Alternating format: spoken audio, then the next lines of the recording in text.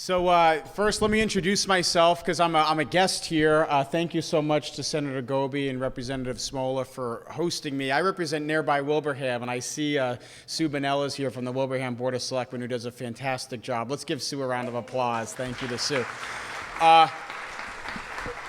So I just want to quickly give a very special thank you to Blake and to Robin. This is a fantastic venue. We couldn't have better advocates for rail, better representatives of the business community committed to and investing in Palmer and in Western Mass. And there is a slight bias I have because their daughter, Scarlett, who's in the back, was our intern in my office for a semester and did a fantastic job. We're very, very proud of her. So I see where you guys get it from, to Blake and Robin. So let's give Scarlett a round of applause. We're very proud of her. So I'll try to be brief, and then I would like Senator Goby and Representative Smola to speak about the local impact of this as well. We began our morning at South Station in Boston, and you can't throw a baseball from the platform of that building without hitting a construction crane. Everywhere you turn, the economy there is booming. Buildings are booming. It's in the heart of the financial district in downtown Boston, an economy there that has become the envy of the world, driven by biotechnology, by education, by healthcare, by the schools and the innovation and technology scene. So from the standpoint of that platform and looking out over Dewey Square and the Greenway and Boston Harbor, things look pretty good in our state and things look pretty good in our Commonwealth. But what we all know, because we're from Western Mass, is if you leave the 617 area code just a little bit, the story starts to change. And that opportunity, that sense of optimism, that belief that the economy is going to be better for our kids than it was for us is not the reality in every corner of Massachusetts and is not living up to the potential of what our Commonwealth and our state can and should and has been in the past. And so that's the point of today's tour. That's the point of the legislation that both Senator Goby and Representative Smola and myself are so enthusiastically supporting. It's about making sure that our entire state feels like they have an equal shot and an equal share in the red-hot economies just to our east and just to our south. And let me make one more point about this. What is the single biggest challenge Boston is facing right now? Out of control housing costs, out of control cost of living. You can't, we know because we have to spend time there. You can't get a hotel room there. You can't rent an apartment. You can't do anything. It's too expensive to live there. And it's strangling the community. It's strangling out the ability to attract young people, to build new jobs, to attract investment. What's the single biggest challenge we have in Western Massachusetts, in Palmer and Springfield, and all of the communities around this area? We're not producing enough high-quality jobs. We're not producing enough high-paying jobs. We're not producing enough business investment. And the tragic thing about that is, and the frustrating thing about that is it's entirely preventable. Because this is a wonderful place to live. It's a wonderful place to grow up. It's a wonderful place to raise a family. So one of the points we're making during this tour, one of the things we're trying to get across during this series of events today, and all the advocacy that we're doing around this bill, is that there's a great opportunity here for exchange. Everyone wins. Boston gets access to great housing markets, great open space. We were just driving in, the gorgeous parks here, the beautiful open land that you have in Palmer and Wilbraham, in nearby Longmeadow where I live, all up and down Western Mass and the counties around here. And what do we get? We get access to high-paying jobs, and we get access to the investment potential. Imagine what it would do for Palmer if we had stops here, if we had 8, 9, 10 trains a day coming back and forth between Palmer and Boston. And by the way, connecting with Worcester and with Framingham as well, where some of the most iconic employers, Bose, TJX, Staples, all headquartered in Framingham. Think about the opportunities with UMass Medical School and the bio and the education industry in in Worcester. There's tremendous, tremendous potential. And what it means and what's at stake is the ability for our families to feel like their kids are going to have the same shot that we had and that our parents and that our grandparents had. Let me just ask a question. How many people in the room right now have a relative, a child, a sibling, a neighbor, a friend from high school, someone they grew up with who doesn't live locally anymore, who had to leave to find work or to find better employment? Exactly. So when people say to me, oh, this is too ambitious, or oh, this is pie in the sky, or oh, this is going to take too long, or oh, this is too expensive, my response to them is this: we can't afford not to do this. We can't afford not to take this on. Because what is the cost of more and more hands like that going up? Every single year, year after year, decade after decade, our families leaving because they can't find good jobs and high-paying work in the communities that raised them, invested in them, and where they grew up. That is inexcusable. And I gotta say, I love the signs coming in that this issue is an issue of economic justice for Western Massachusetts. Absolutely right. Couldn't say it better myself. This is an issue of fundamental fairness and justice for the people of Western Massachusetts. We paid taxes to support the Big Dig. We're still paying for the Big Dig. Our sales taxes pay for the MBTA that none of us ever use, thank God, because sometimes it doesn't work so well. But we've paid our fair share. And you know what? Many of us, myself included, are happy to step up and to do that, as long as it's fair.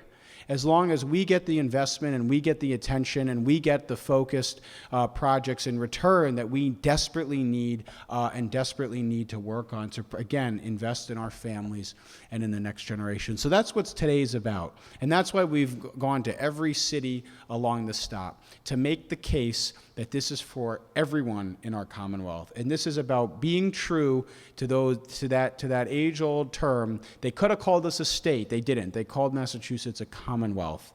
And that means everybody in Massachusetts, no matter where you're born, where you grow up, where you raise a family. So I'm so grateful. We are at a pivotal moment.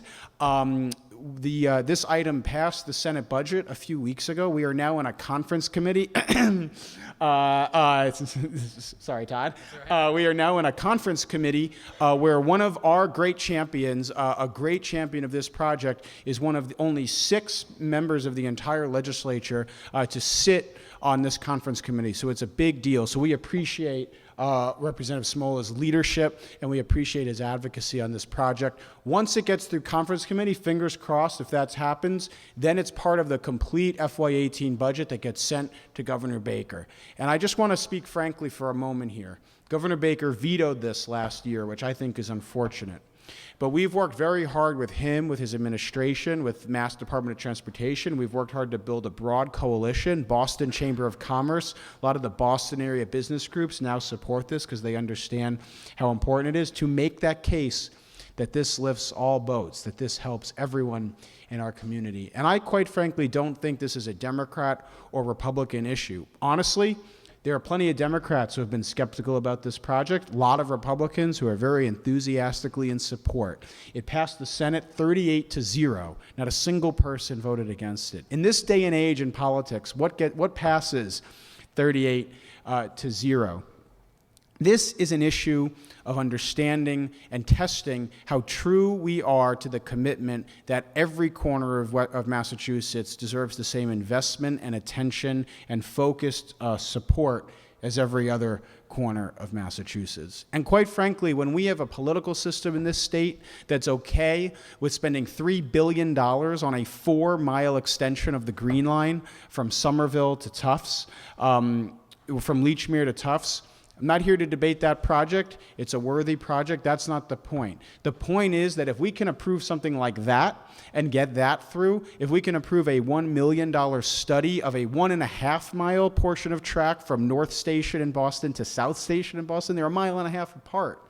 If we can get that through without controversy, without consternation, without extended debate, then we've had trouble for now 3 years in a row to get a study through of a 55-mile portion of track that would transform an entire region of our entire Commonwealth.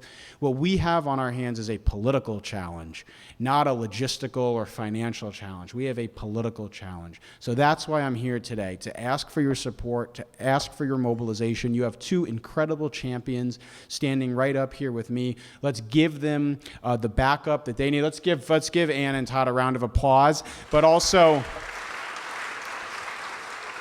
give them the backup that they need to be effective advocates, to speak with conviction. If they know that Western Mass is paying attention and Western Mass is not going to lie down quietly and let our needs get ignored year after year and passed off to another time or another place or another person, then we will be able to get this done. We will get this feasibility study done, and I look forward to coming back here with my family to cut the ribbon, all of us, on the first train in 40 years, 45, 50 years, almost 50 years, to actually stop in the town of Seven Railroads. So congratulations and thank you. And with that, I'll introduce Senator Goby. Thank you very much. It's a little bit like preaching to the choir today here. Thank you, Eric. He's had a long day, but when he came into the legislature, it was so nice to have someone that took this issue on immediately and has become one of his priority issues. And to be able to be here today, when Blake got up a little bit earlier, Blake and I, what he didn't tell you is that we went to junior high and high school together. He cheated off me, by the way. No, I'm kidding. But, you know, one thing about Blake, he's like a dog with a bone.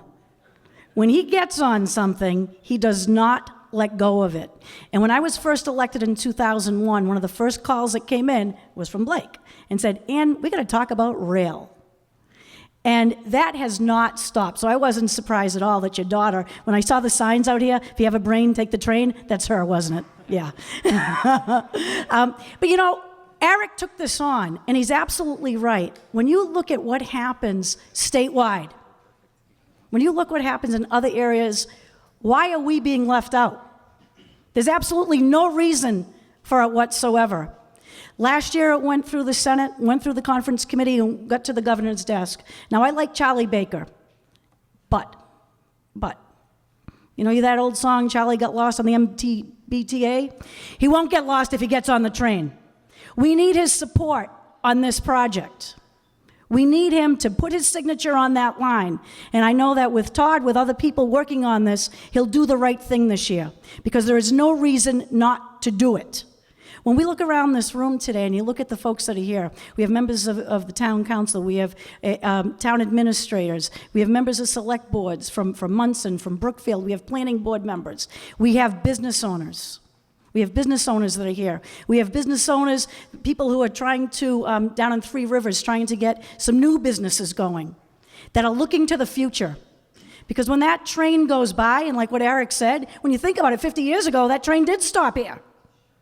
How many times? 4 or 5 times a day? Some of you probably took it. Did you take it? Did you take that? Of course you did. You know, it stopped. And yet, 50 years later, it's not stopping? What happened to that? What happened to that progress? We're supposed to be moving forward, not stalling and going backwards. But that's what has happened. This feasibility study puts us on the right track, puts us on the track moving forward. And all it takes is a signature to get it going. Because we know that we have the support within the legislature to get this done. Now we have to make sure that this administration is absolutely, and I'm sorry to keep giving all these little puns, but to get on board. He has to get on board. It's the right thing to do, not just for us, not just for Western and Central Mass. It is the right thing to do for this entire Commonwealth. Everybody benefits. Everybody benefits. So I want to thank you very much for being here today. Again, I want to say a big thank you to my good friend Eric Lesser, because there is no question that Eric's advocacy for this continues to keep this, to get the newspapers here, to get the TV cameras here, to make sure that this stays on everybody's radar, that's Eric's doing. I'd like to take credit for it. Todd would like to. It's Eric. Eric's the man behind this, and he deserves that hand and that round of applause. So I will be there for him. I know that you're going to be there for us, and we will get this done. So thank you very much.